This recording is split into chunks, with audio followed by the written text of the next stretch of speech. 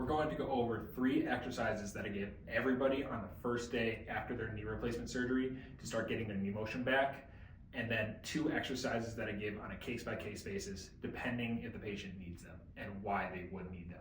So the first exercise is called quad sets, but in layman's terms, that just means straightening your knee. So that looks like laying on a couch or a bed, and then you're just going to push your knee down. Your goal is to feel some tightness in this muscle here, the quadricep, right? That tells us that the muscle is contracting. And if you can see here, if I tighten it enough, I even get a little bit of lift off. Now, day 1 post-op, you're probably very tight, you probably have some swelling already. There's a good chance you won't get this much, but you want to try and push that knee down into the couch, the bed, whatever you're laying on, as best you can. If your knee is more bent and you're having trouble, you can't get it to the couch, then what you want to do is get something like a towel or even a small pillow, roll it up, place it under your knee, and push into that. That way, you can actually get some feedback to know that you're pushing into something and you're activating that muscle. As you progress, as you get more range of motion, then what I suggest is taking that towel or pillow, placing it under your heel, and then doing the same exercise. What this does is it helps you get that extra little bit of range of motion so that you can fully straighten out your knee. That is exercise number 1. Exercise number 2 is called heel slides. Now, I have this, but what I recommend is that you can go fully laying down. That way your hip won't be in the way when you're bending, and you're just going to bend your knee up and bend and straighten it back down. Your other knee can be straight, it can be bent, whatever feels most comfortable for you. As you're doing this, just kind of going back and forth. What I recommend for most people is that you go to mild or moderate discomfort. That may be easier said than done, but I don't want you to push into excruciating pain. Reason being is that your brain is going to take that signal and absolutely shut you down and actually be counterproductive when you're trying to push past your limits way too early on. Now, a lot of people, muscles shut down due to swelling, so what I would recommend is you get something like a strap if you're having trouble moving the leg by itself. This can be one of these straps, which I will link in the description of the video, or it can be a rope strap, a dog leash, a belt, anything that you can loop around your foot like so. Lay back, and you're just going to use your arms to help you bend back and forth. Reps for this, I recommend doing about 20 at a time. Again, mild to moderate discomfort, back and forth. You should notice that you're a lot looser by number 20 compared to number 1. And the third exercise I tell people to only do 1 million a day is called ankle pumps. Now, this isn't super special. If you can see my feet here, all I'm going to do, move my feet up and down. What this is doing is contracting my lower leg muscles so that blood pumps through them and I can help prevent blood clots. This is one of the main things we want to avoid after these surgeries that can be very detrimental to your health and send you back to the hospital, which we do not want.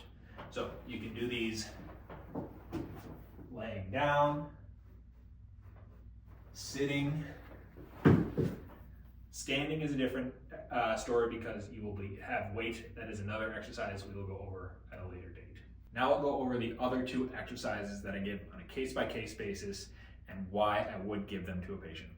The first one is called glute sets or butt squeezes, right? All you're gonna do, if you can see, is tighten up your butt muscles here, hold for 5 seconds, and relax. You would do about 10 of those at a time. Now you can do these either standing or laying down.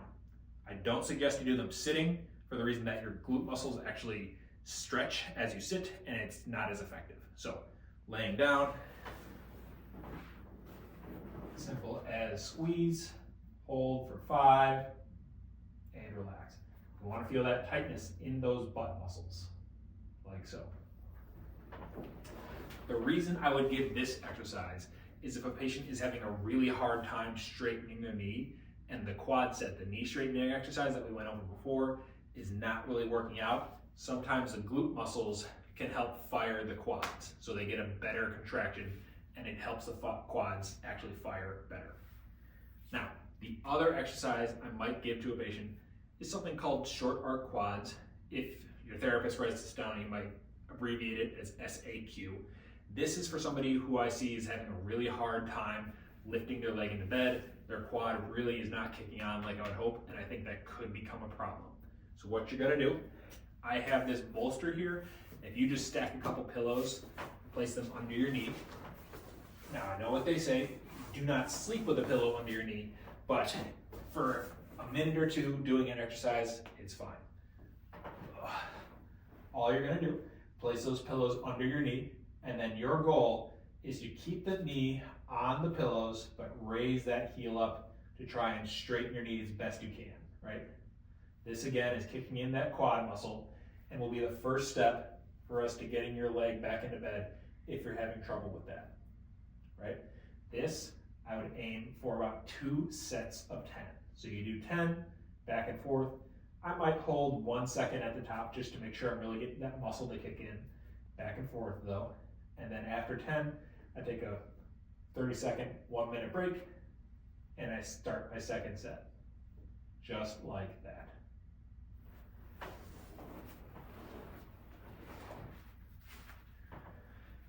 Now, my only other recommendation after this surgery on day 1 is that you do start walking as soon as you can to the best of your ability. Usually I'll say every hour that you're awake, I want you to try to walk about 5 to 10 minutes. If that sounds like a lot, maybe just 1 lap around your living room just to get you moving so that the knee does not stiffen up. We do not want that.